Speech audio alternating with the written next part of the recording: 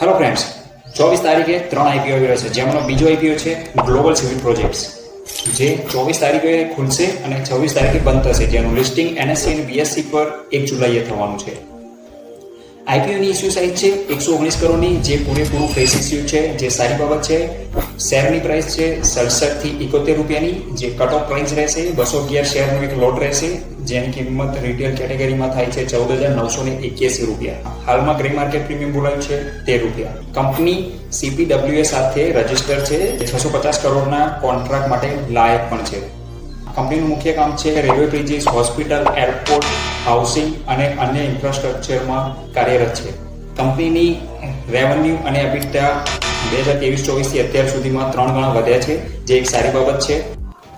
મારું ઓપિનિયન જાણવા માટે ઇન્સ્ટાગ્રામ પર ફોલો કરી લો અને વોટ્સઅપ તથા ટેલિગ્રામની આપણી ચેનલ પર જોઈન થઈ જાઓ, જેમાં મારું ઓપિનિયન અપડેટ કરી દઈશ. યુટ્યુબ પર હોય તો લાઈક કરો, શેર કરો, સબસ્ક્રાઇબ કરો. કોઈ સવાલ હોય તો કમેન્ટ કરો, જવાબ મળી જશે. Thank you.